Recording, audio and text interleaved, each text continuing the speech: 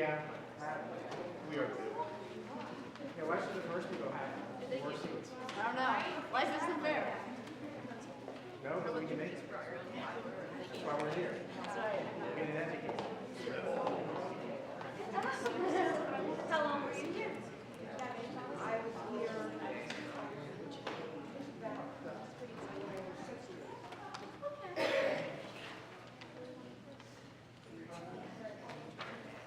I'll make bad small talk. I'll try not to torture you too bad. I can be really annoying. I'm gonna be honest. No, they do it every year. Yeah.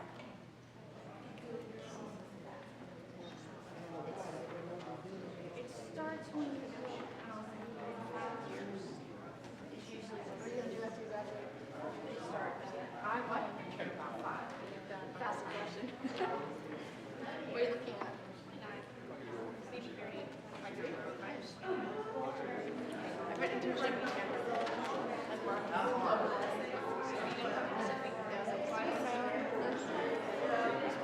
No, I've been here my whole life. I want to go where it's hot. Go to Columbia. No, it's too expensive. I'm not an English major, but I like to write. I like doing that, but I still like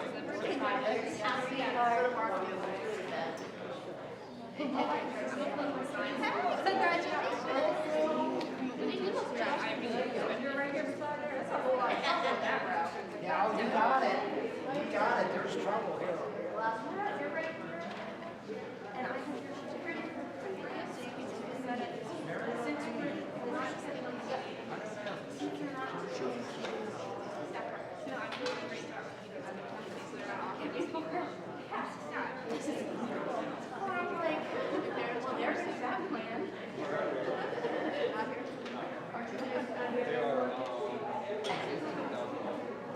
Yeah, you take a little jog. They call fighters. When's the last time you've been home? Walk up front and I also understand this woman. Then where it is, back and around. Yep.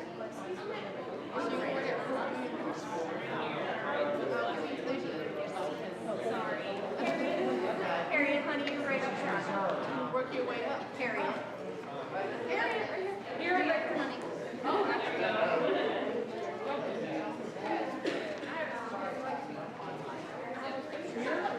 Don't worry.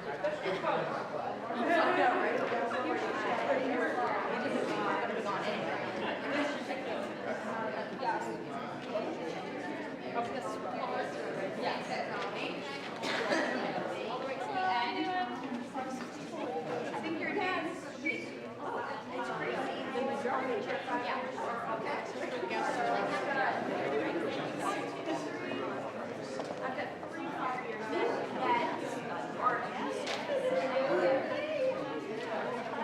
that are actually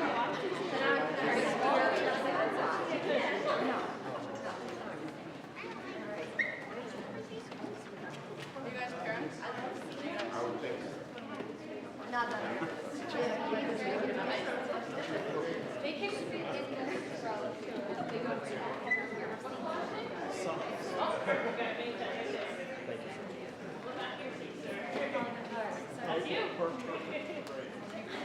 I did.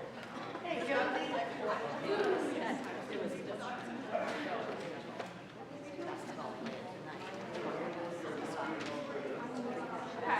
Thank you.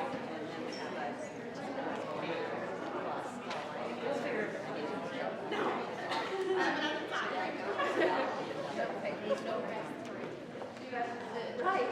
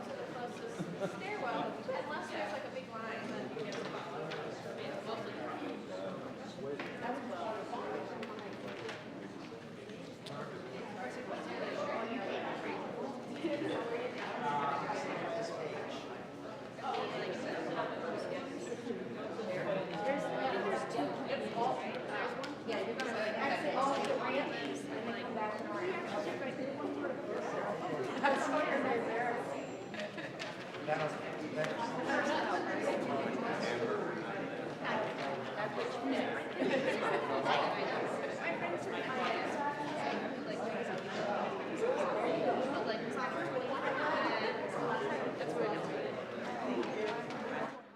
You guys are down here. I know what it is. Those names.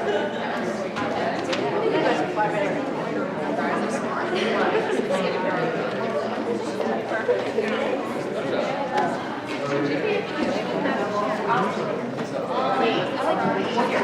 I'll take it. Is it good?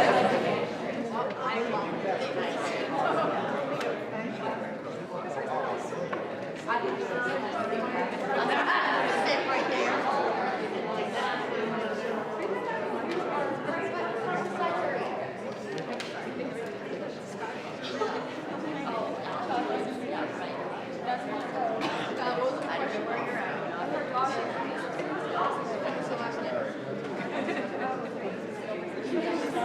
No, it's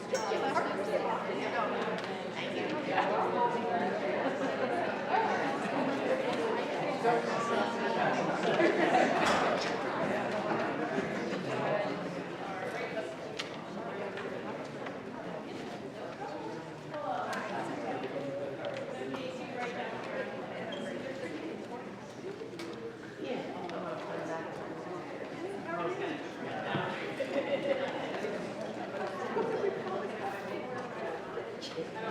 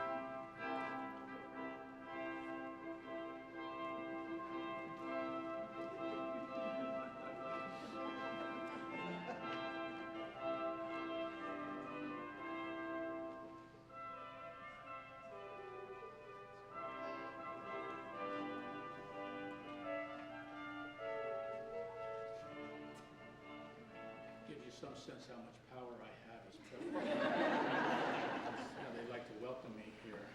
Okay, great. So welcome everybody. It's terrific to see you here, and thank you all for being here. I know it's a Friday night, and I really appreciate everyone coming, and especially appreciate the fact that we can get here after a tremendously long week. So I know that many of you are unfamiliar with why we wear this garb, this academic garb. You know, the formality of this always strikes people when they see it as sort of out of touch with today's fashion trends. But you know, this regalia goes back to the 12th century in Europe when first universities were founded. The custom of wearing academic dress was brought to America in colonial times. So why are we still wearing these gowns and motorboards, and what's the hoods and tams all about? The point of the academic dress is that this is a ceremony that's designed to bring us together as a community. Educators, this is our uniform. And together we are a force for good, an army of science-based investigators, a battalion of creative thinkers, against ignorance, hatred, and intolerance. As Nelson Mandela told us, education is the most powerful weapon you can use to change the world. Washington College has been wielding that weapon for more than 230 years. At this George Washington's birthday convocation, we recall our history as the first college founded in the new nation. But just as importantly, we consider how the legacy informs the present day. What lessons have we learned from our past? What lessons do we need to know for today's young people? Today's lineup of honorees illuminates many of the qualities we hope to instill in our students, among them tenacity, resourcefulness, strength of purpose, and kindness. And I would like to emphasize kindness. So now, let's begin with the invocation offered by the Reverend Robert N. Brown, Jr., pastor of Bethel African Methodist Episcopal Church in Chestertown, and in fact an honoree at the ceremony today. After that, we will have the singing of the national anthem by Washington College's very own a cappella. I'd ask all of you to remain standing. Reverend Brown.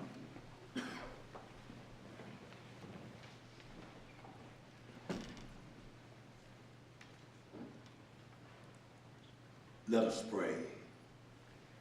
Dear God, the architect and creator of this vast universe that you constantly oversee, you are omnipotent, omniscient, and omnipresent.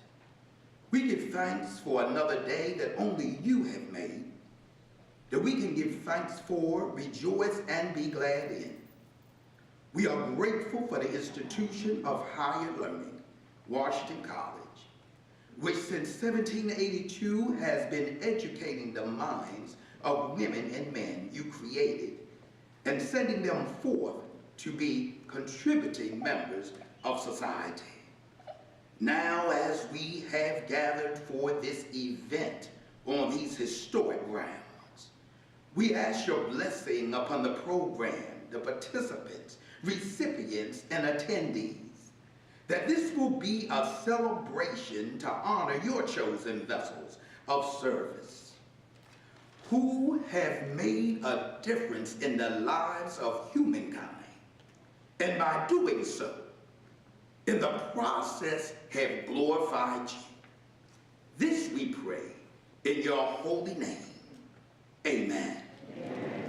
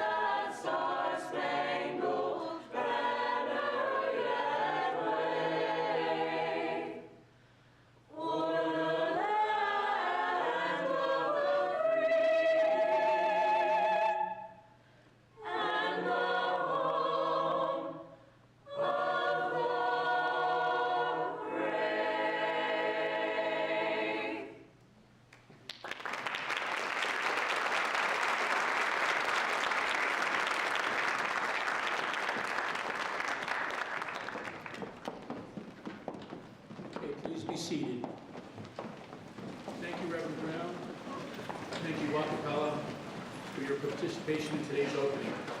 Special greetings, Dr. Fair, Chair Golding, Dean DeQuinzigo, Mr. McMiniman, President Klein, Professor Tex, Reverend Brown, and Marshall DeCosta.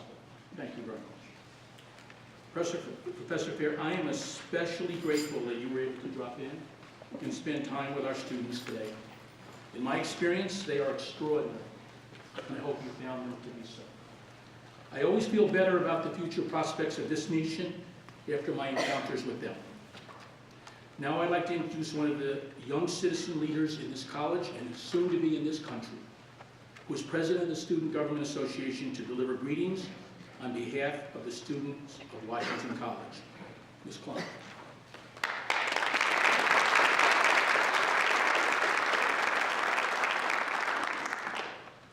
Good afternoon, members of the Board of Visitors and Governors, alumni, faculty, students, and distinguished guests. As we gather here today to recognize those who are committed to a lifestyle of service, I wanted to take a moment to reflect on how Washington College embodies this commitment to service, and how over the past 4 years I have experienced and learned what service to others is really all about. If you didn't know this already, being a college student isn't easy. It's hard work. It's long hours. It's not enough sleep. It's missed meals. It's a test of endurance for most of us, of how much we can cope with and how well we can manage our time while still being academically successful. But we are committed. That's what makes us different. We will go the extra mile, stay up until 3 a.m. to meet the deadline, wait outside a professor's door to make sure we make it to their office hours, get the tutoring, lose the sleep, make the financial sacrifice, skip going out with friends to study for the exam, and grab that very needed extra cup of coffee. We will do it. That same commitment and sacrifice is what we will bring with us as the leaders of the future. We may not realize it right now, as we are in the thick of college life, but we are learning to be someone so much greater than who we are today. Success, I have learned, is not about making the right grade, being a leader of a certain club, or landing the dream internship. It's not even about walking across the stage to receive your diploma, as my class will do in just a few short months. Success is about making an impact, changing the way people approach an issue, speaking up when you really don't want to, helping the student next to you believe they can make it through because you have been right where they are before. Success is about changing lives. And I'm not saying that success is achieved one single way or ends with grand fireworks or a gold plaque of recognition. Living a successful life isn't about all of that. It is about how you impact the world around you. And you may wonder, well, how do I change a life? That sounds like a pretty big task. How do I live a successful, impactful life? What does that really mean? Well, I like the way American author Harriet Jackson Brown Jr. answers this question. He writes, "Earn your success based on service to others, not at the expense of others." I'll say that one more time. Earn your success based on service to others, not at the expense of others. It really is that simple. It is an active choice we have to make to take into consideration the person in front of us, next to us, and behind us. What I mean by that is that there is a person in front of you, a person who through whatever means, whether honorable or not, is in a position ahead of you. This could be the person holding up the line at the coffee shop with the giant order, the professor who you think doesn't understand you, the person who received the promotion instead of you, who was elected to a position of leadership instead of you, who looks like they have more than you do. Instead of being frustrated or annoyed, I challenge you to serve that person. Then there's the person right next to you. This is a coworker, a student, a friend, a teammate, a roommate, or the stranger you don't know walking across the cater walk or sitting across the table from you in the dining hall. Serve that person too. Remember that what you are going through, the stress, the anxiety, the discomfort, the heartbreak and the joy, excitement and thrill, is the exact same for them. They have needs too, and you have no idea what is going on in their world. Choose to serve that person. And last is the person behind you. This is the receiver of the world you are creating today. It's the next class of students, the next team, the next leader after you leave here. And more broadly, it's the next generation. What are you doing to serve that person? A person you have never even met, but that will be impacted by what you do. Make the choice to serve that person as well. So what kind of impact do you want to have on the person in front of you, beside you, and the person who will follow behind you? What kind of success story do you want to have? I hope you will choose to live a life of service. Not because it's rewarding or the right thing to do, because trust me, you won't always have the benefit of seeing your impact or knowing your service has paid off. Choose to serve because you believe people are worth investing in. Service is not easy, it takes a leap of faith. But remember what I said earlier about the commitment and sacrifice college students have to maintain to be successful? We all need that same commitment and sacrifice in order to be a leader. A leader who has an impact, a leader who serves. I hope you'll be that leader because we all can be. We just have to choose to do so. Thank you.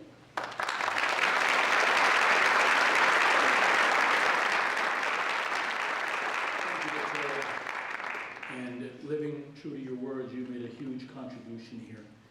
And to the little guy down here, I'm going to give you a presidential admit to the class of 2037. So before I introduce the next speaker, the chairman of the Board of Visitors and Governors, I wonder if we have the privilege today of having our Board of Visitors in for a board meeting. I wonder if you'd all just stand up so we could all see you.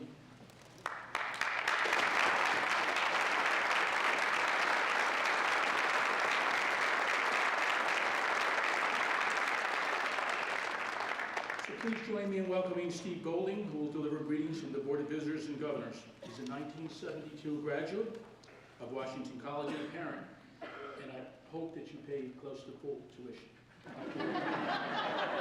Steve has worked in higher education financial management and was Secretary of Finance in the state of Delaware. He's done that for the past 25 years. He's Senior Advisor to the President at Ohio University and Executive in Resident at the Voinovich School of Leadership and Public Affairs there. Steve was first elected as an alumni member of the Board of Visitors and Governors in 2003. He stepped into the role of board chair last September. Please welcome Steve Golding.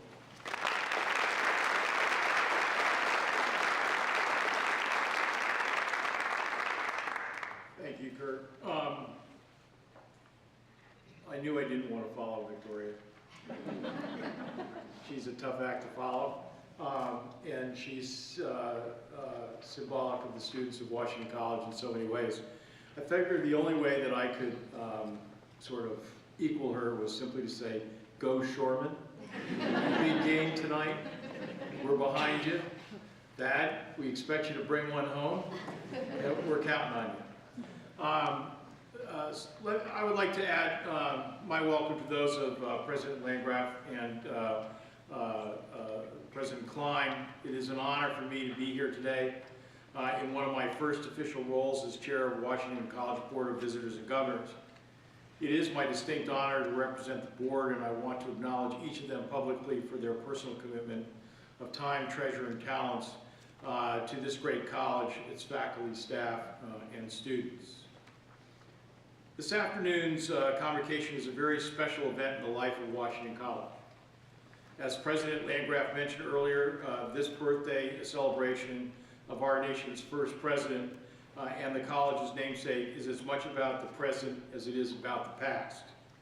We look to George Washington for inspiration in how we treat one another, how we reach consensus in our political discourse, how we work for the common good.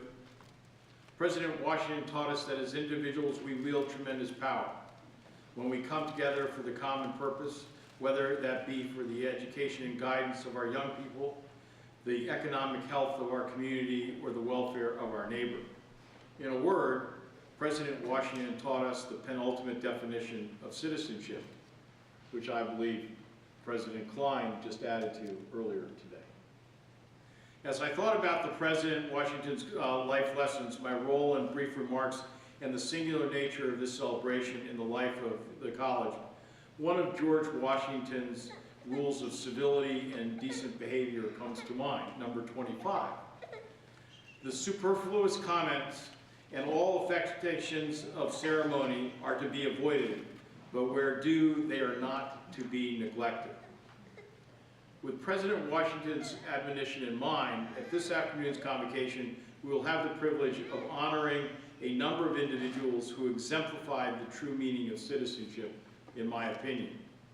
It gives me great pleasure to welcome our platform guests first, the recipients for the Medal of Honor, each of whom in their own way is working to bring a better future to Chestertown. Chris Cerino has shepherded the restoration of the Chestertown Marina, while Reverend Brown, a pastor of the local AME church, is lifting up a new generation of young people who become upright and involved citizens. Thank you both for all you do every day for the citizens of our community and our region. It is also my distinct honor to welcome Dr. Bryan K, one of this country's leading constitutional scholars, but also an author, a social activist, and for many around the country, a national role model. Today, Dr. Fair will receive the same honorary degree as that the college awarded to George Washington 2 centuries ago. An honor richly earned and one, I believe, that has grown in import and stature through the ages. To each of the honorees today, I want to extend my sincerest congratulations for the honor the college bestows on you today. And while there is more I could say, I am reminded of another of George Washington's rules of civility, number 80. Be not tedious in discourse or in reading unless you find the company pleasing thereof. So let me invite President Landgraf back to the lectern to ensure we keep this afternoon's activities on time.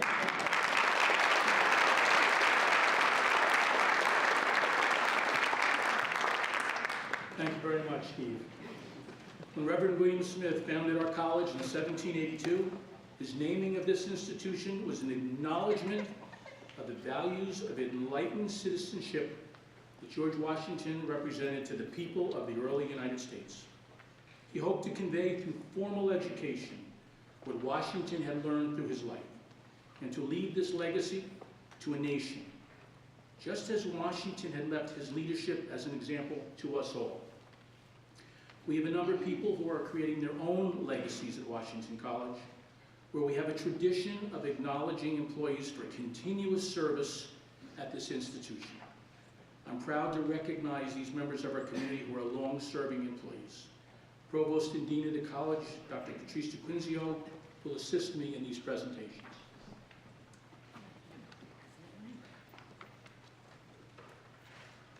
Will the honorees who are present please come forward when I call your name? Unfortunately, some of our honorees could not be here today, but I do ask the audience to please hold your applause until each group has come to the stage. Staff and faculty being recognized for 5 years of service to Washington College. Krista M. Blick,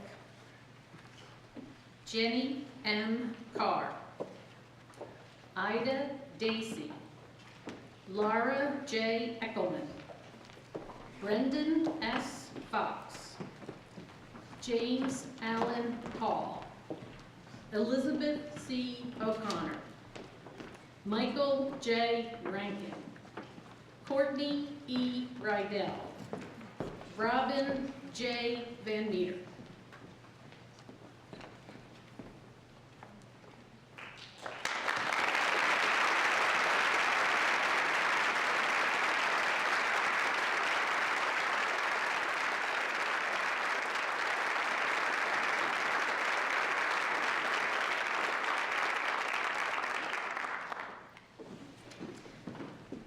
Faculty and staff recognized for 10 years of service. Jennifer Benson, Michael A. Buckley, Christina Casado Presa, Sean Mia, Harriet P. Olson, Laura A. Wilkes Sims. So is one person who's on the list who didn't mention her own name.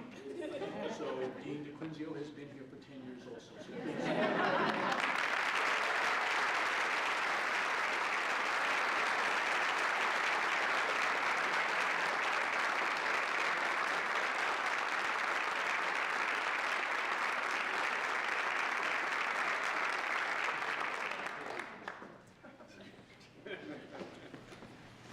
Let's see. So you distracted me from my job. Recognized for 15 years of service, Anne E. Martial Parrish, Katherine S. Maynard, and Christine J. Wade.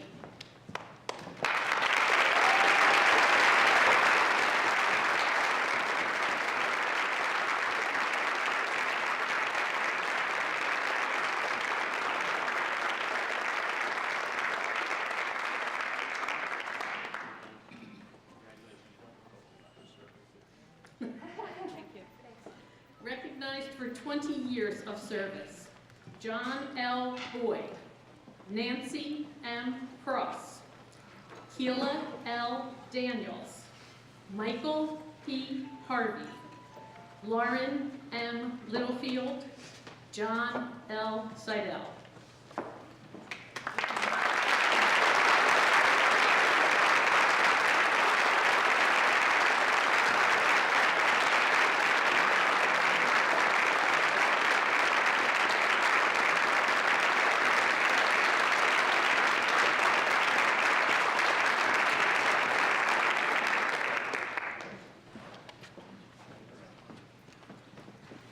For 25 years of service, Judy Berry Barrow, Dennis J. Kine, Missy Orff.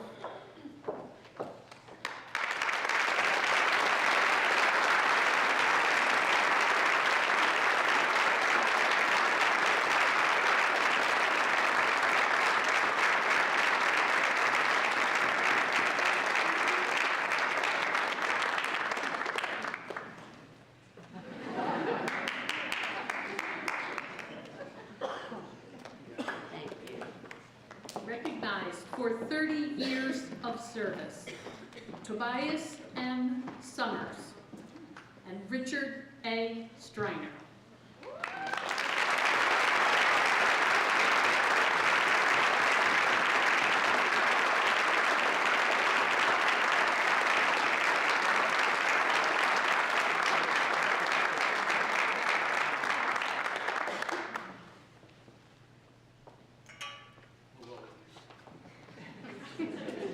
She should move up. Judy, move up.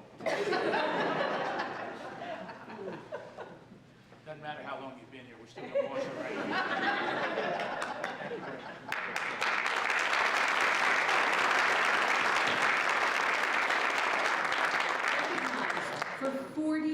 For 35 years of service to Washington College, Cynthia G. Sutton.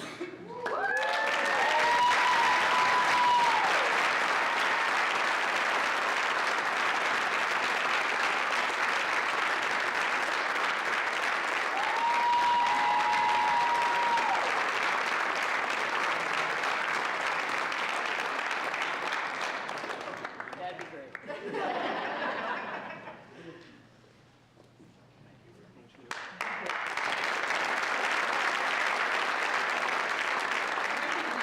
For 40 years of service to Washington College, Eugene P. Hamilton.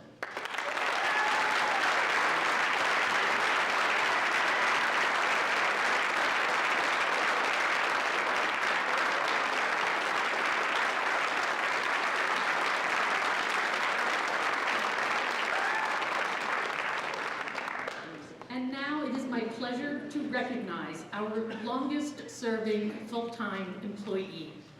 That honor goes to our very own Marshal, Professor Richard DeProspo.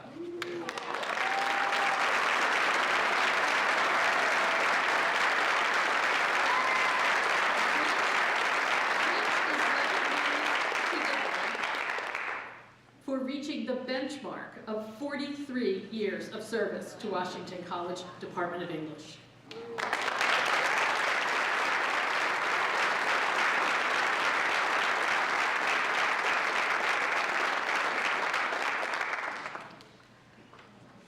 In keeping with the theme today of honoring Washington College's faculty and staff, I have the very great pleasure of announcing the creation of a new faculty award.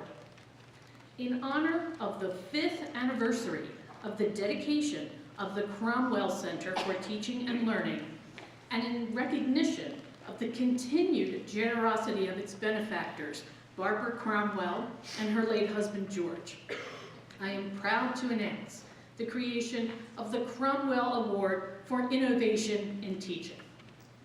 Washington College is an institution that prides itself on the quality of its teaching. And as any good teacher knows, teaching excellence is not a one-time achievement.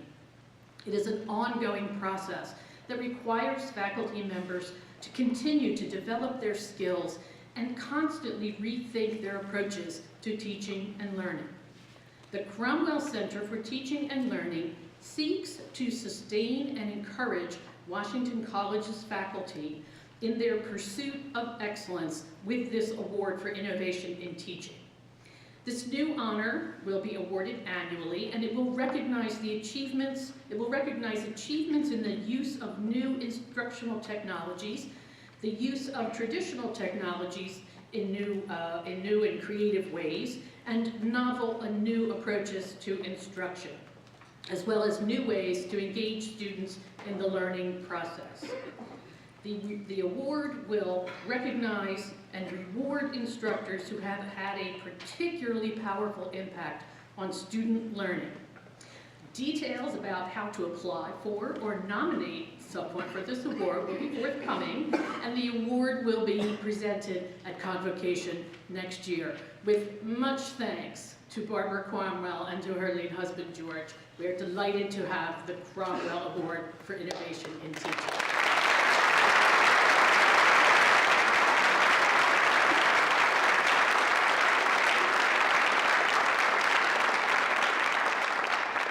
Barbara, we would very much like to acknowledge you if you would stand up.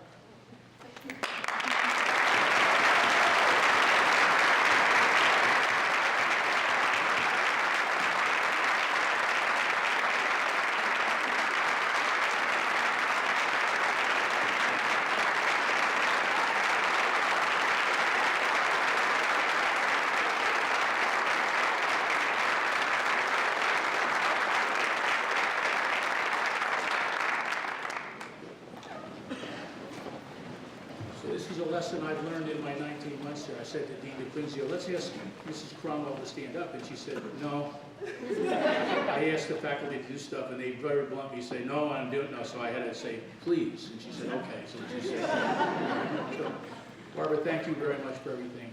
Barbara's the very first person I ever met at Washington College, and on the steps of Cromwell Hall. So this is very generous, and we really appreciate it.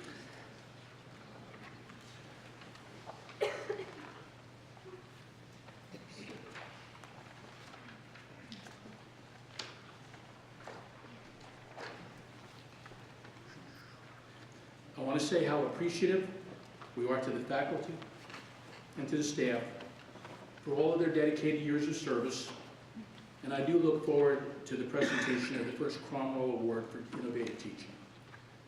Now, in keeping with our tradition of honoring faculty and staff for years of service, it's also my pleasure to recognize employees as well as community members and organizations for their meritorious service to Washington College, Chestertown, and the Kent County community.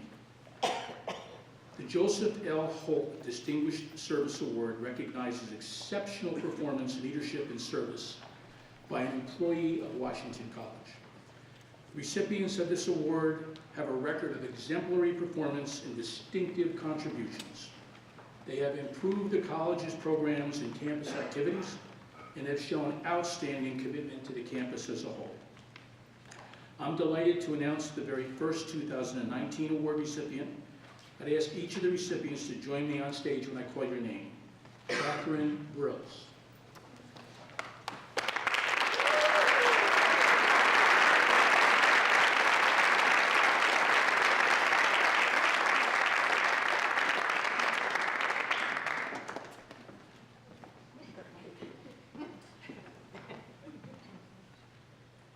things look so leery when I call them.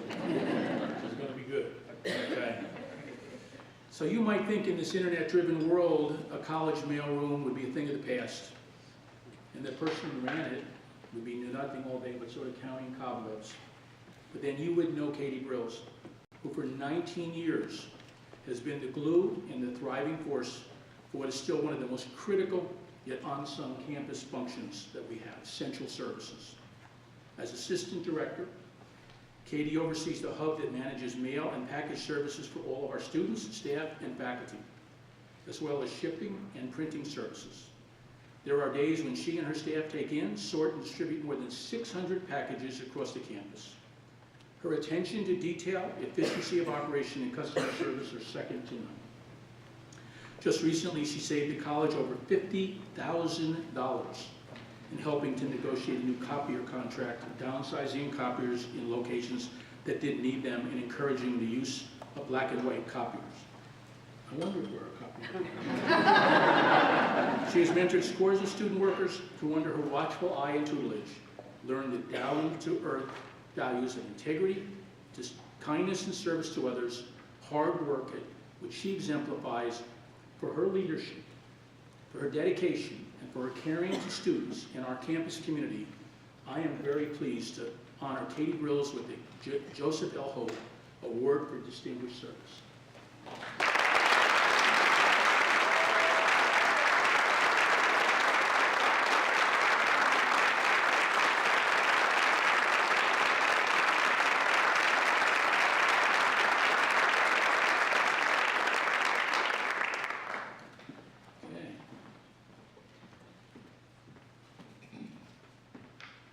Talk to you about that copier.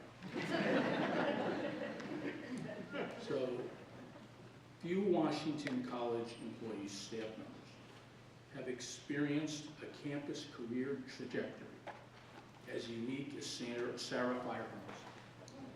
But that, in and of itself, is a reflection of her extraordinary character, talent, and dedication.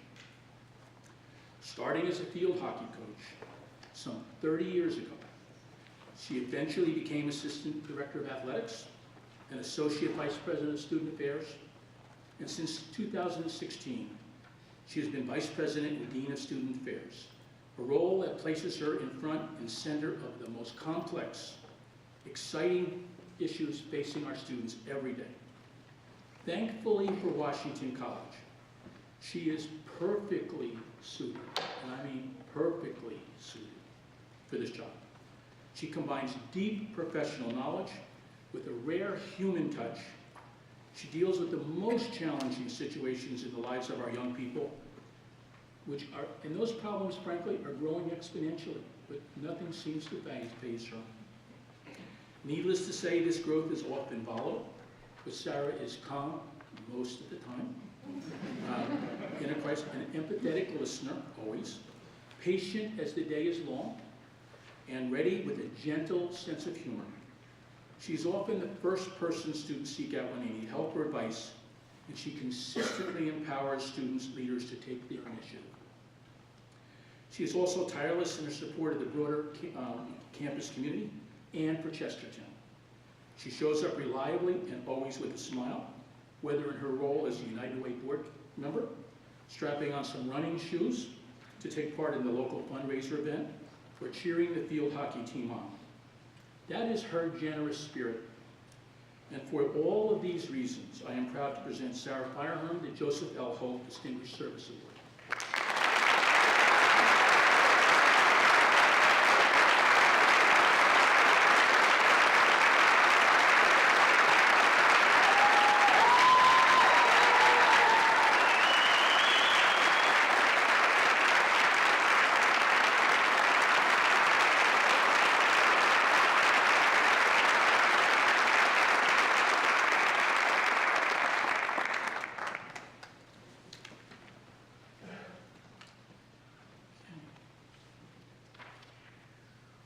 The faculty of William Smith Hall have an angel.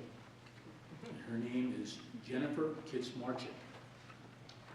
Drawing on her institutional knowledge gleaned over the course of 3 decades at Washington College, Jennifer is resourceful, capable, reliable, and always thoughtful and kind.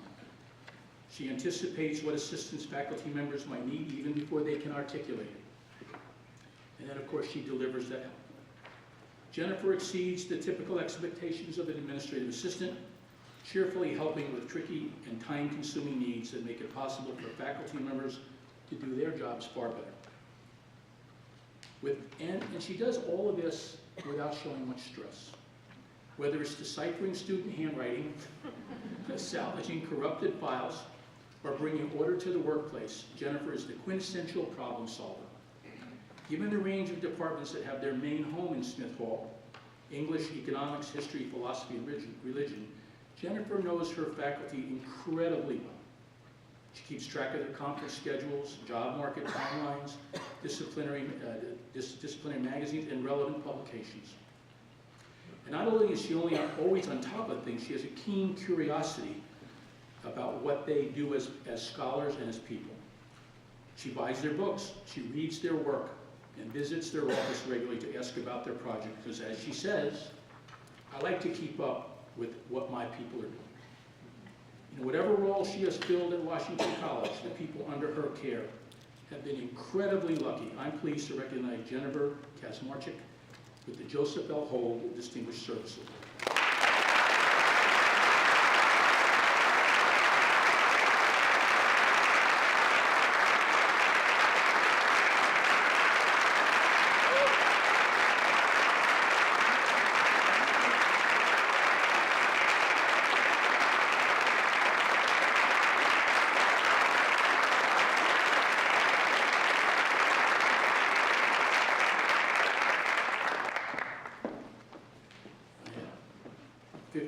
Minutes of practicing her name, so I get your name right, and so luckily I did. Okay, the next award recipient is Susanne Kelly. She might be characterized as an endurance athlete, single-handedly coordinating all the transportation needs for all of our varsity sports, as well as the coaches on recruiting travel. She might be likened to a team psychologist, putting people at ease and solving their problems. No doubt she is a performance coach, motivating others through her own example as she works to enhance the operations of the Department of Athletics in concert with the college as a whole. Business manager, travel coordinator, handholder, voice of reason, even mom. Whatever cap this office manager wears, she always accessorizes it with a smile. For the last 18 years, with every passing season, with every new class of student athletes and coaches, Susanne Kelly has developed a finely honed game plan, running the day-to-day operations of the entire department with professionalism, grace, and good humor. The proof of her influence is evident in the lifelong bonds that are forged in that tiny office in Keene. Her student workers typically stay with her throughout the entire course of their undergraduate career, and she has danced at many of their weddings. I'm delighted to present her with the Joseph L. Holt Award for Distinguished Service.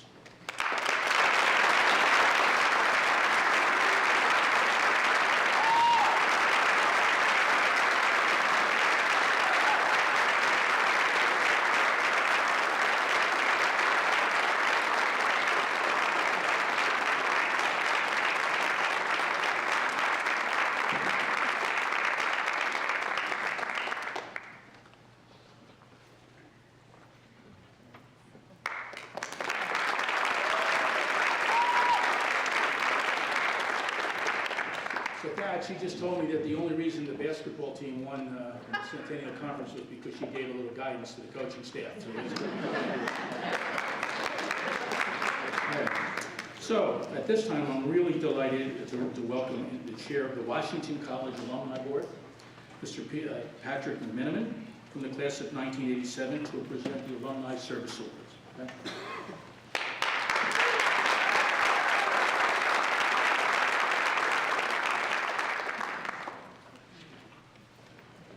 The Washington College Alumni Service Award was created in 1986 to formally recognize dedicated alumni.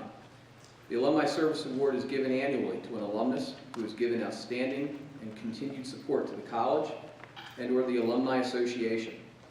He or she has been instrumental in encouraging prospective students to apply to Washington College, has made continued financial contributions, has been willing to give time and energy as a class agent, Alumni Alliance member, Board of Visitors and Governors member, Alumni Chapter Officer, or a contributor on special projects sponsored by the college or the Alumni Association.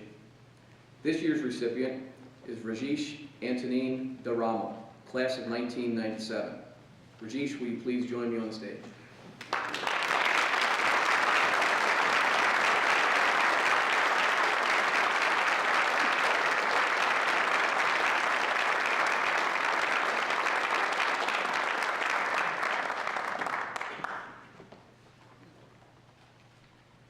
Elected to the Board of Visitors and Governors in 2009, Regis de Ramel, class of 1997, rose to the occasion in a big way, the moment that a new boathouse became a priority for the institution. The former varsity rower understood the significant impact such a facility could have on the college's enrollment efforts, as well as its reputation as a national powerhouse for competitive rowing and sailing. Regis became not just the coxswain of the project, mustering gifts from a team of supporters, but he put his own oar in the water too, providing a $1 million gift towards the construction of the Hodgson Boathouse that took us across the finish line. At Washington College, Regis was a gifted student of economics, articulate and charismatic in class. On the Chester River, he was a solid competitor, pushing himself and those around him to be better. But as much as he loved the water, he always had his eye on the sky. He earned his private pilot license at age 19, and as a young entrepreneur in Rhode Island, he founded an air taxi business for executive travel, an idea that he has expanded to include aircraft management, maintenance, charter, and flight training services operating under the umbrella of Fly Advanced. Whether gliding through the water or soaring above the clouds, Regis is driven by an appreciation for the natural world and its power to promote personal and professional growth. With deep gratitude, the Alumni Association salutes Regis's significant professional achievements, his steadfast support of the college's waterfront program, and his unflagging service to his alma mater. I am thrilled to present to Regis the Alumni Service Award.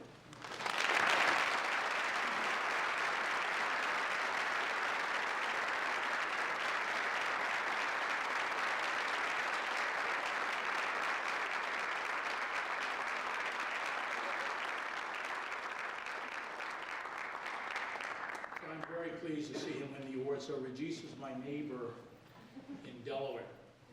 Since I don't get to Delaware much, he'll call me periodically to tell me how the grass looks. So I really appreciate that support service that you provide.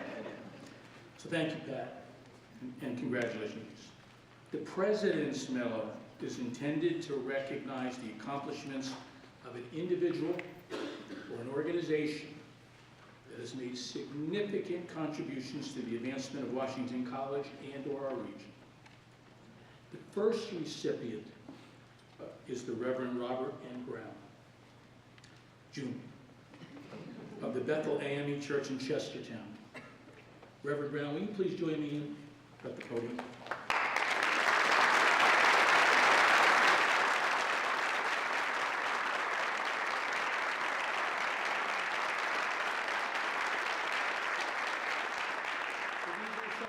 That people ascribe to you. You looked at me like, uh-oh. Bridge builder, galvanizer, key collaborator. These are just some of the words used to describe the Reverend Robert Brown, better known to his brethren in our community as Reverend Bobby. He's now in his 10th year as pastor of Bethel AME Church.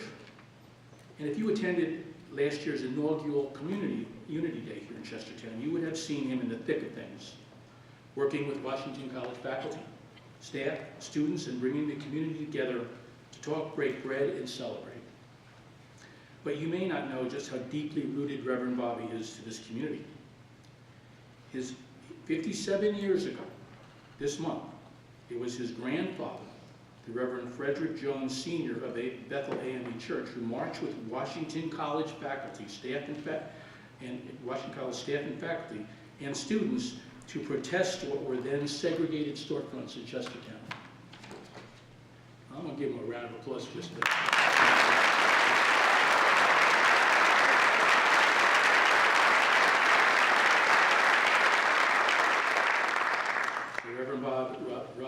Bobby is a retired music teacher from the Kent County Schools. He represents the 4th generation of his family to serve the Baltimore district of the AME Church. This powerful and beloved spiritual leader has established one of the most civic-minded leaders in our entire community. As French professor Katherine Maynard, who has worked with Reverend Bobby on the One Vote, Your Voice initiative, puts it, he's a community leader who builds bridges across the dividing lines that sometimes run through Kent County. He leads, collaborates, and has participated in events honoring the rich legacy of the African American community in its essential contributions that make us who we are today as a town, a country, and a county. He is a spiritual force that inspires the very best in all of us, always reminding us of what we are capable of. In his actions, he shows us every day what it means to be an engaged citizen for the community and for our world. It is a heartfelt honor to present him with the President's Medal.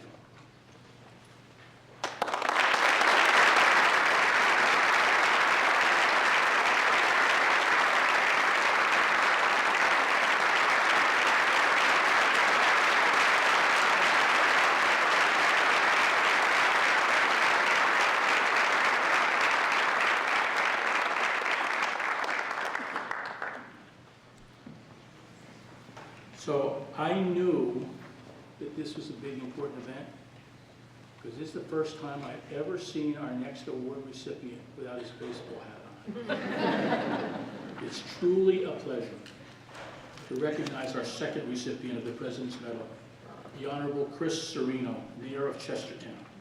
Mayor Cerino, would you come on up again?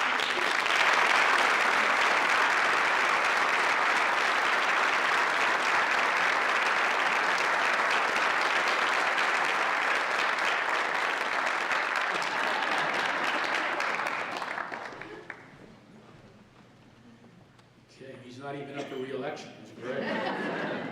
So perhaps nobody captured the tiger's tail of public service quite like Winston Churchill, who said the best argument against democracy is a 5-minute conversation with the average voter. Winston Churchill said that, not me. And it's fitting that we rely on Churchill's sharp wit when we honor Chris Cerino. Because along with a great deal of persistence, patience, and flexibility, it takes a reliable sense of humor to be an effective leader in this small town. Now in his second term as Chestertown Mayor, Chris Cerino has used wit, grit, nimble thinking, and action to shepherd what is unquestionably the town's most ambitious and at times contentious capital project. Yeah, you know what I'm saying, right? The construction of the new Chestertown Marina, which incidentally looks great. Poised to open this spring, the new marina will preserve the town's maritime heritage and promote tourism by creating an iconic gateway to Kent County. It will be a major economic driver for Chestertown, and thanks to the collaborative efforts led by Mr. Mayor, develop this new front porch to our community in tandem with Washington College's waterfront campus has helped cement the historic connection between the town and the college. His accomplishments as mayor also include guiding capital projects such as the restoration of Fountain Park and the expansion of the Gilcrest Rail Trail, and unceasingly supporting economic development, including investment in the town's arts and entertainment center and creation of new enterprise zone to encourage entrepreneurs to come to this beautiful city. His abiding love of this place is also clearly evident in his work as Director of Education for the Sultana Education Foundation. Through Sultana's programs, thousands of young people every year are introduced to our community, its natural beauty, and history. All that appealed to Chris when he first came here in 1992. What a difference he has made because of his commitment to public service to this community. For all of this, I am honored to present the President's Award to Mayor Chris Cerino.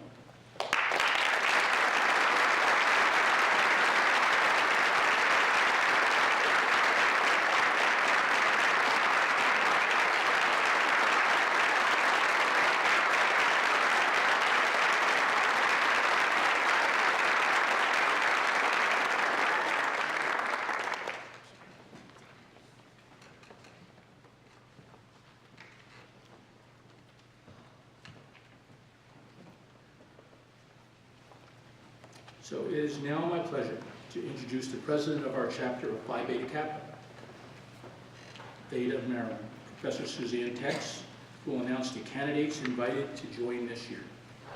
Professor Tex.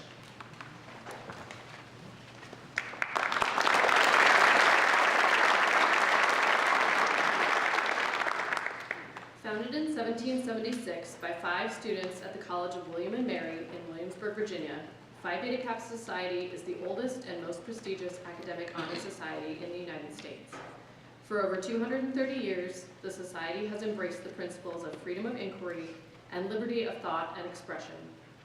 Laptops and iPads have replaced quill pens, but these ideas, symbolized on Phi Beta Kappa's distinctive gold key, which I'm wearing here, still lay the foundations of personal freedom, scientific inquiry, liberty of conscience, and creative endeavor. Only about 10% of the nation's institutions of higher learning are privileged with the right to shelter a chapter of Phi Beta Kappa, and from them, only roughly 10% of arts and sciences graduates are elected for membership in the society. When the Phi Beta Kappa Society installed the Theta of Maryland at Washington College in 2007, it granted an institution almost as old as the society itself the ability to confer on its graduates the mark of highest academic distinction. It is now my pleasure to announce the Theta of Maryland's 13th class of candidates for membership into the Phi Beta Kappa Society. On January 29th, 2019, the Theta of Maryland voted that, in accordance with its provisions, the following individuals have met the rigorous criteria for election and have been invited to join the Phi Beta Kappa chapter sheltered at Washington College. I shall read the name of each candidate and ask you to join me on stage for a group photo. Audience, I ask that you hold your applause until all the candidates have appeared to be recognized as a group. Matthew H. Arthur, Rachel Bailey, Connor Bailey, Alana Carter, Simon Carl Cheknow. Come on this side here. Victoria Marie Klein, Courtney Colbert, Abigail Knoll, Marin I.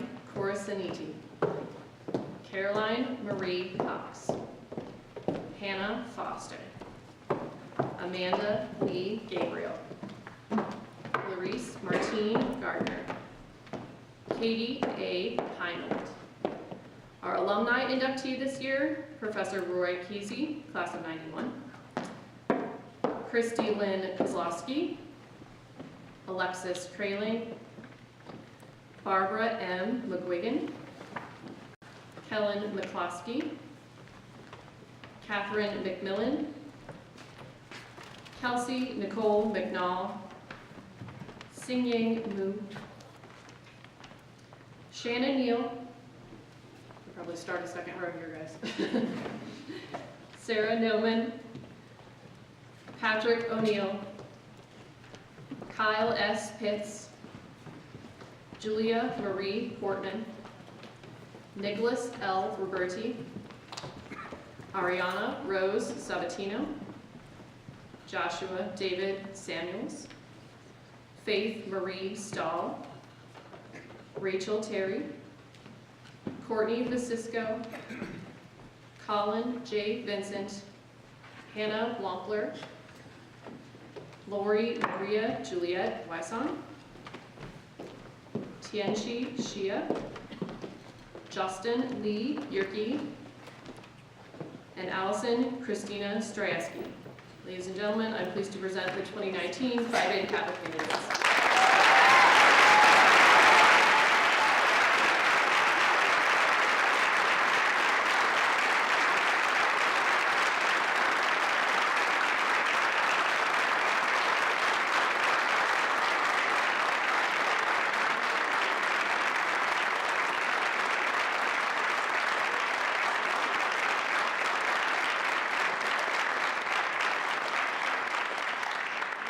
You'll discover that the Society is a fellowship of learners, and we hope you have much to teach us. Congratulations, ladies and gentlemen.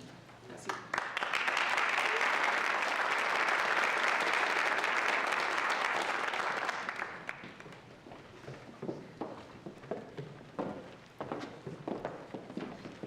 I'm just thinking, as an undergraduate, I think I knew somebody at Phi Beta Kappa. Congratulations to all of these students. for their exemplary character and strong academic record. I feel congratulations are also in order for the family members who are here today, many of whom have nurtured and supported these fine students. I'd like them, if they're here, to stand up so we can acknowledge and give a round of applause.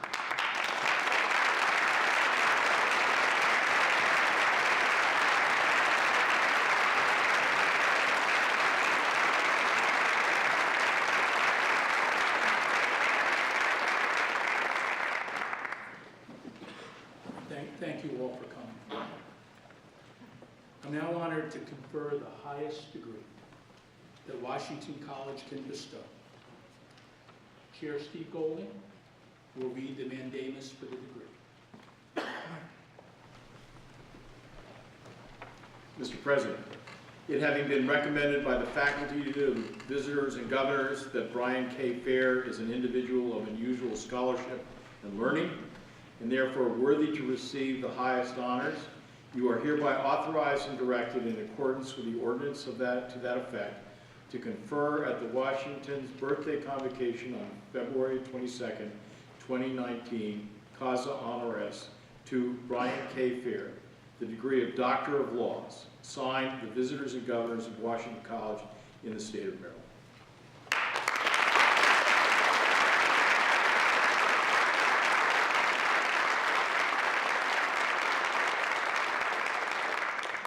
Chair Golding.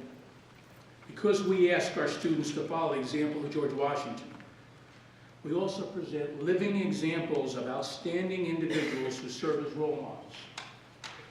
Bryan Fair, would you please join me?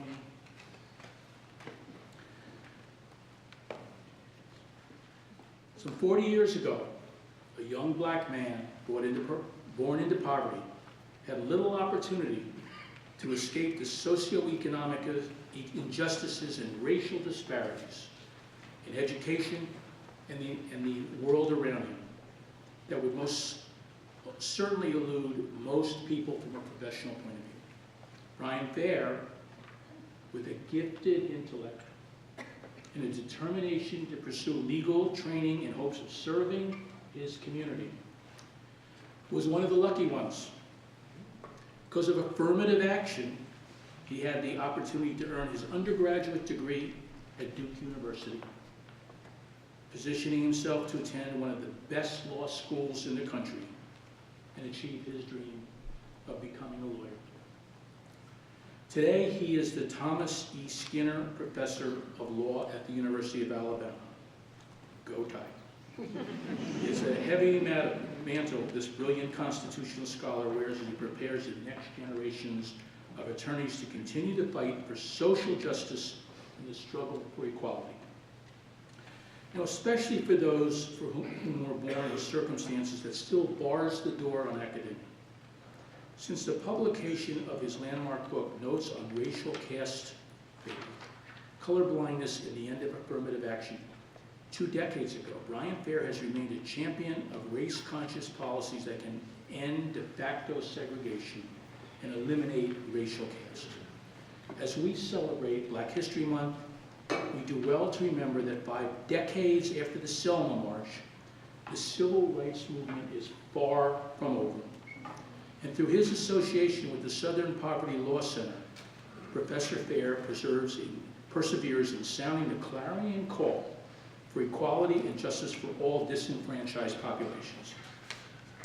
As the divisions between rich and poor widen, as vulnerable individuals are harassed and victimized, and as hate groups and dangerous extremists take root in our democracy, and our immigration policies shatter communities across our country, the work of the Southern Poverty Law Center, for which he is chairman of the board, takes on paramount importance. Bryan Fair is a man of conviction, courage, a role model for a new generation of social activists, in recognition of his example of self-empowerment and his commitment to use the legal system to eliminate discrimination in all its despicable forms. It is my distinct honor to present him with the Honorary Doctor of Laws degree.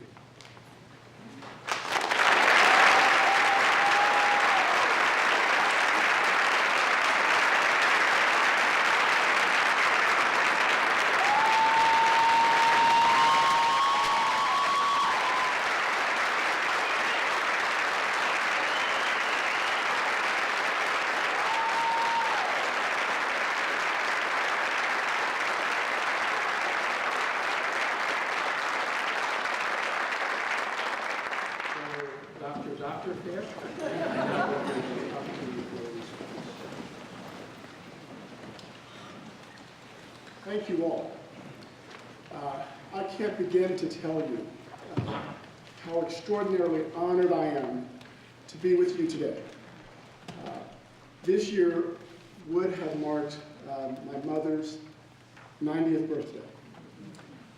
And I know that she would, too, be so grateful for the honor you've bestowed upon me. I am delighted to have met so many of your students during this 2.5-day visit. Some of the faculty welcomed me into classes. Chair Golding asked what are my impressions of Washington College thus far, and what's most impressed me. And without a doubt, I would say the students here. From dinner last night and the sorts of questions they ask, they're engaged, they're informed, they're confident, they're ambitious.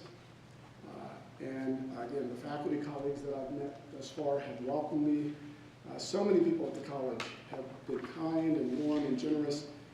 Gina has been my guide around the campus, making sure that I was in each place I was supposed to be and there on time. There's much that I want to say to you today in the brief time that I have. I have some written remarks, but as Chair Golden said, I will not keep you too long. I never imagined this, either through my 32 years of teaching in legal education or through my work with the Southern Poverty Law Center or other nonprofits. I simply never imagined this. Dr. Susanne, who I think brought my name to the attention of the president, I sort of said, are you sure you have the right person? And I say that because as a teacher, I have loved what I do. I don't have a bad day at work. It has been a labor of love and an honor to work with young people, especially in education. So to the president and to Dr. Susanne, I'm especially grateful for the invitation to speak briefly at the Convocation. While this is my first visit to Washington College, I already feel a part of the community, and I surely hope it will not be my last chance to be here. Whenever I give a talk like this, I like to acknowledge publicly that I stand on the shoulders of giants, that I'm not self-made, as some people describe themselves. There were people before me who paved the way and opened doors, who fought battles so that I might, in this country, enjoy fuller citizenship, go to law school, become a lawyer, become a university administrator, and what has been a labor of love, a law professor. I've served in different capacities at the University of Alabama over the past 28 years as an assistant vice president for undergraduate studies with the provost, as a director of diversity and a director of international programs at the law school, and as an associate dean. Again, I realize every day that my life is better, and I've had so many extraordinary opportunities because others made efforts and made sacrifices on my behalf. And I certainly, again, remember my mother who raised 10 children as a single mother and kept us all together in an extraordinary way. Because so many people have helped me, I feel an obligation to pay it forward and to help others who are coming behind me. One small way that I try to do that is to work with students around the country who are seeking to find a way into legal education. I've an essay online, Preparing for a Career in Law in the 21st Century. If you are one of those people, I would encourage you to find it. All my contact information is there. It's a short essay, but I hope that you will find it helpful. Another way I try to serve is to work with organizations like the Southern Poverty Law Center or the Equal Justice Initiative or Alabama Appleseed working with an extraordinary staff of people who are in the trenches every day, helping the most vulnerable citizens in our society. I'm honored to serve and to be affiliated with the Southern Poverty Law Center. As the chair of the board, I organize the board meetings, but the day-to-day work is done by nearly 500 people across 6 states who are representing clients, who are working with teachers, who are tracking hate and extremism in the United States. So I accept this honor not only on my behalf, but on behalf of the organizations that I've worked with and all those who have mentored me and helped me along the way. To the students in attendance, whether your passion is law or politics, education, science, business, whatever profession you may pursue, I hope my message today will inspire you to develop your talent, all of your talents, and your voices in a way that not only serves yourself, but serves to improve our world. I hope you will think of yourselves as global citizens, ones who can make a difference, not only in your own life, but in the lives of others. Our world needs new leaders and always needs leaders, especially ones who are not solely interested in advancing themselves or dividing people, but ones who are interested in serving others. I also hope that from time to time, the students here will remember all of those who have helped you along your way, whether they are parents or the faculty and staff here at Washington College, or your classmates, or others. I do want to say at least a brief word about President Washington. Preparing to come here, I looked back at John Marshall's biography of Washington and noted in it his love of country, his long-standing 45 years of service to the nation, risking his life for much of that time to defend the creation of this nation. When I think about President Washington, I think about a first-order statesman, not just the nation's first president, but someone who loved this country and served the country with honor and distinction. I give President Washington a high praise for his vision for a strong new national union, especially given the division in the country today. I marvel at President Washington's optimism about what might become of this country. We have many memorials and honors for President Washington here in this country, and again, it is unimaginable that I might receive an honor from the college that bears his name and for which he was an early founder and trustee. I do have some brief remarks, and then I'd be happy to engage questions and or to meet you during the reception. Victoria, I appreciate so much the remarks that you made to your fellow students, especially about service. Again, the theme of the program has been service, and others here today have been recognized both among the faculty, the staff, and the community for service. Part of my message today is about that ongoing commitment to service and the extraordinary need that we have for new servant leaders. One of my heroes, perhaps one of yours, is Dr. Martin Luther King, Jr. Notwithstanding our shared personal commitment to lead lives of service, I often feel lost, not believing, as Dr. King said, that the arc of the moral universe is long, but bends toward justice.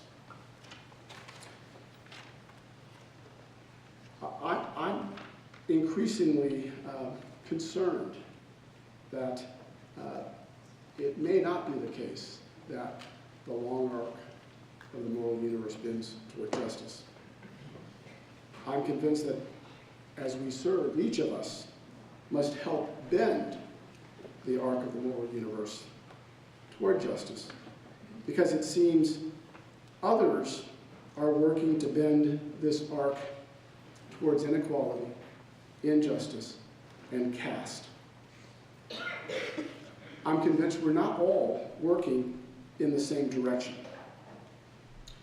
Here I'm reminded of the cautionary words of Pastor Martin Niemöller, the German cleric who defied Hitler's Third Reich, who wrote that in Germany, first they came for the communist, and I was not a communist, so I did nothing. And then they came for the Jews, and I didn't speak up because I wasn't a Jew.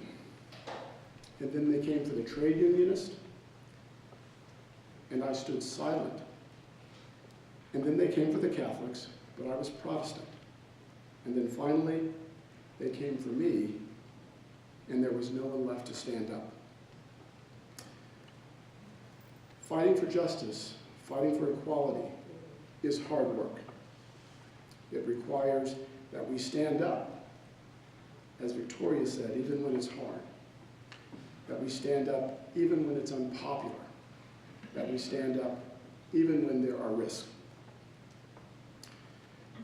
In my view, the United States remains a nation at war with itself, a country divided between its founding creed and its long-standing discriminatory practices.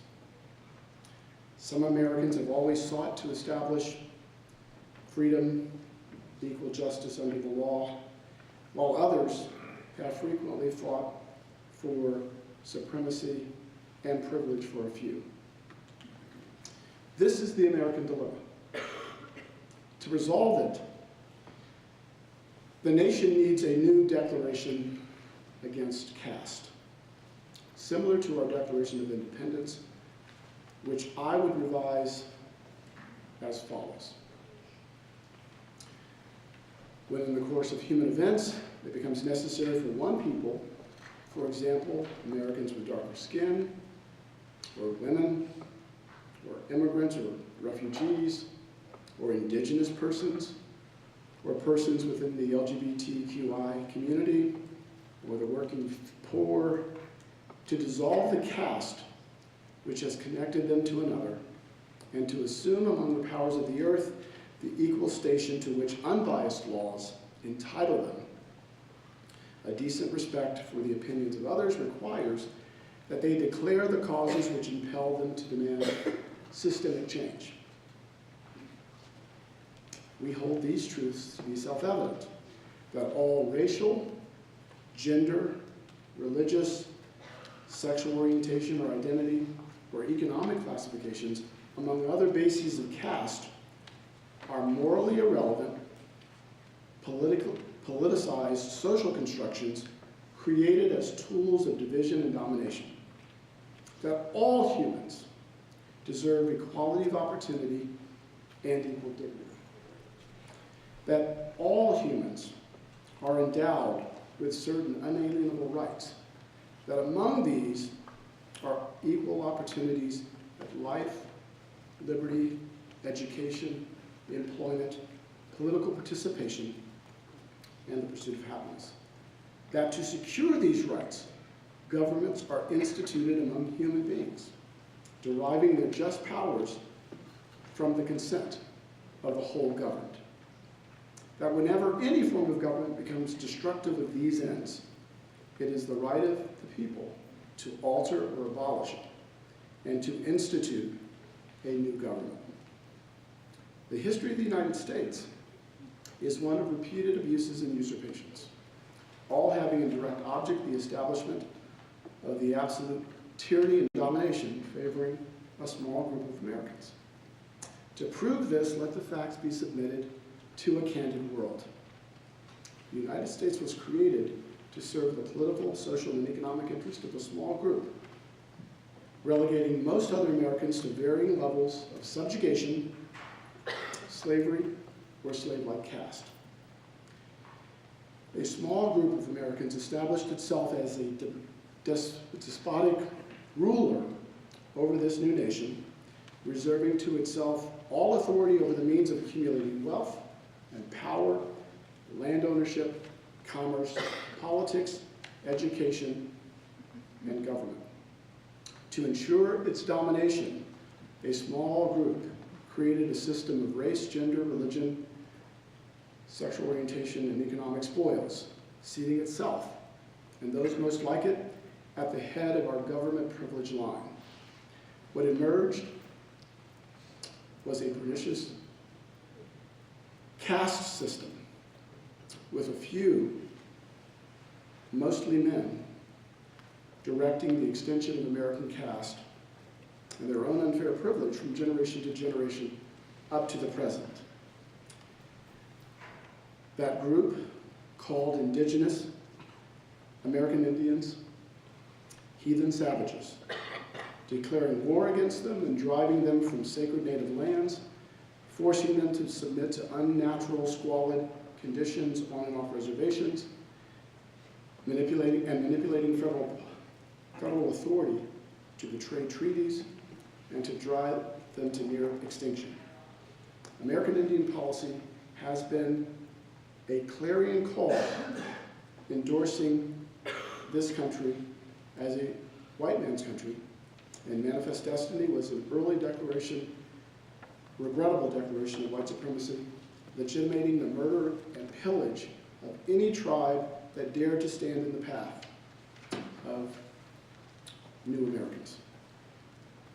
Those few Native Americans who have survived live in America's shadows, significantly unseen, unheard, and uncounted.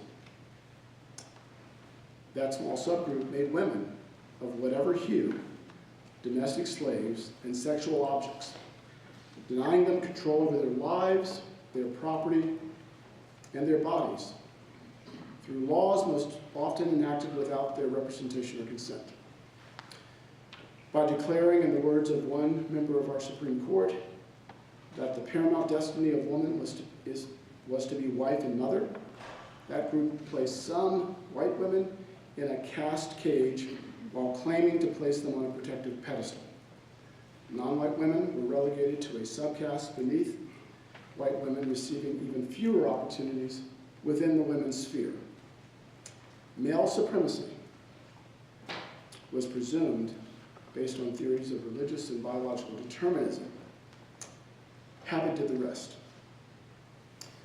That small subgroup forced all within the diverse LGBTQI community into an apartheid closet, denying them the most fundamental rights and dignities to choose a consensual life partner, to build families, and to share in the full and equal protection of our laws.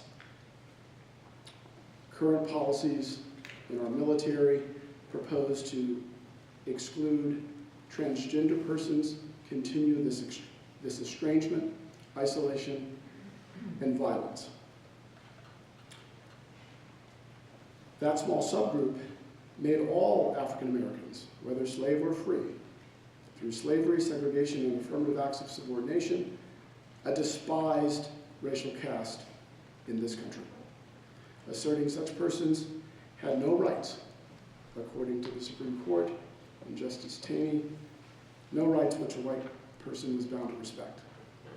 A century later, even as laws changed, declaring an end to American apartheid, white resistance to African American equality hardened, producing myriad devices and legal interpretations that maintained the outsider status of black people in education, employment, housing, and political participation. That subgroup made Mexicans exiles in their own country, taking northern Mexico and then discriminating against these new Americans, notwithstanding treaty protection. That small subgroup made Japanese and Chinese immigrants its transient replacement laborers, admissible in and excludable from this country whenever either policy served the perceived interest of that elite. By reserving federal naturalization opportunities to whites only until 1870, and then to whites and persons of African ancestry until the 1950s, millions of new Americans were not greeted by an immigration welcome mat, but rather by complete exclusion or exploitation and hardship. Chinese, Mexican, and Japanese laborers helped build this nation's infrastructure and wealth, along with other laborers, of course, only later to be officially cast out by federal laws such as the Chinese Exclusion Act or the Japanese Gentleman's Agreement, or more recently, Operation Wetback.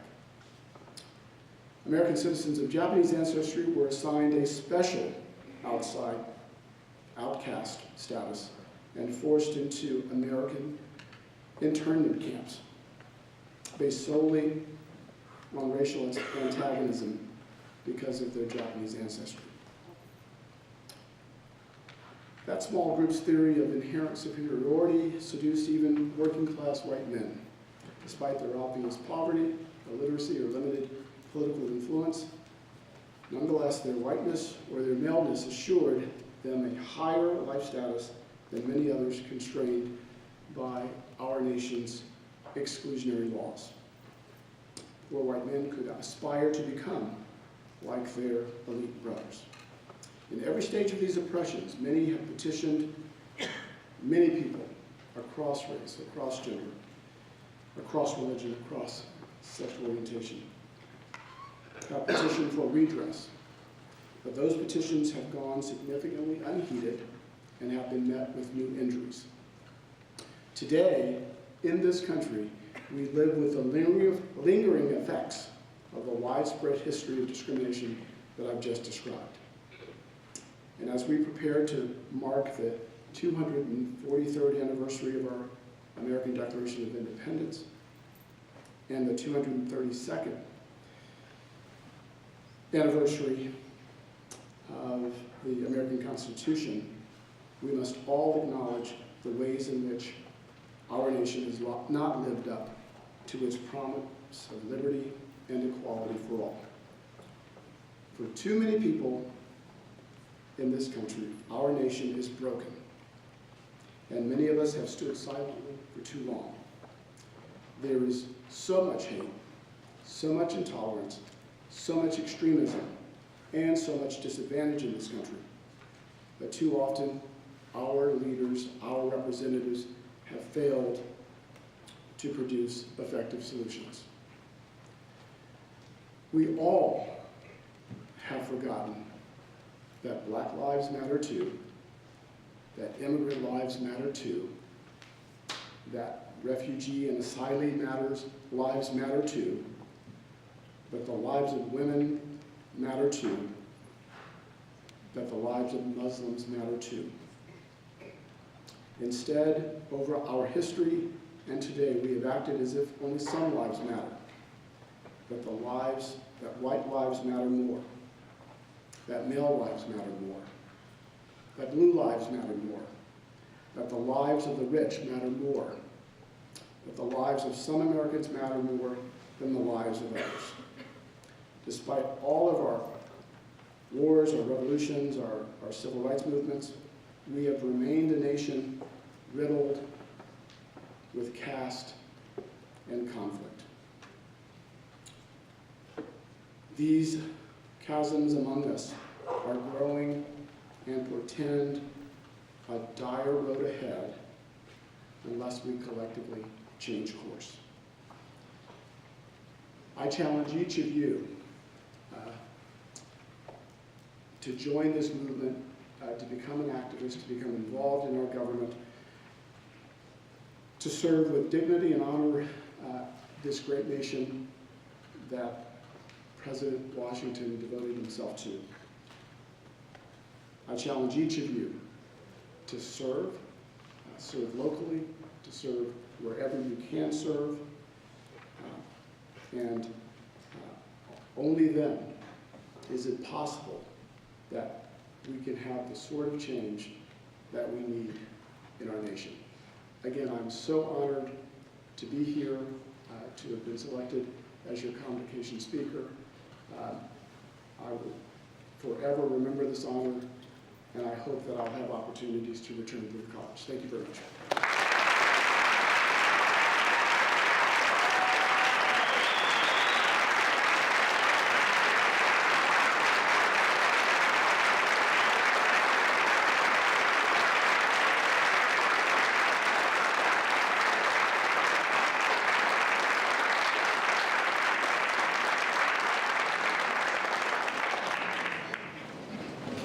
Wow.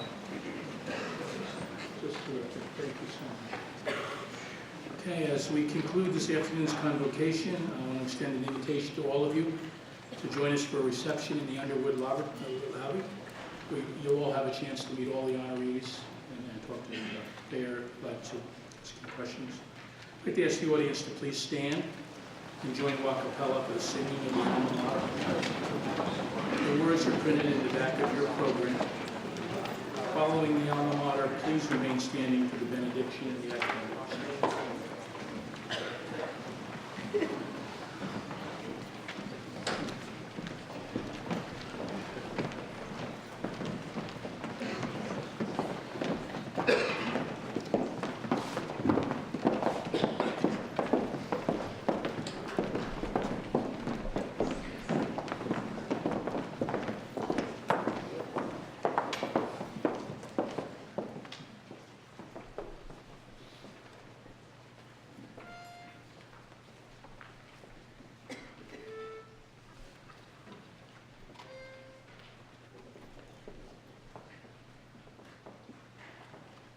By the gleaming blue Chester River, on the Maryland eastern shore, stands a glorious alma mater, whose name we will ever adore. 'Tis a name that shone right glory, when our country her freedom won, and our college alone was the first one to own to the fair name of Washington.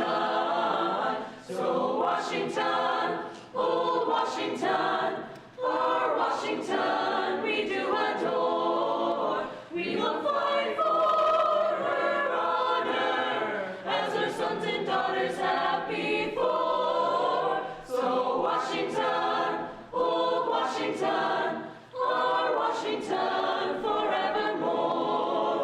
She's our dear alma mater on the old eastern shore.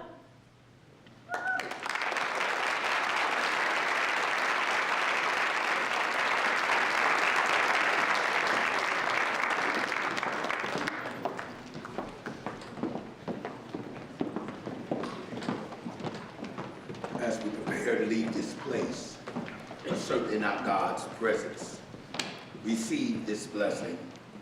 The Lord bless you and keep you. The Lord make his face shine upon you and be gracious unto you.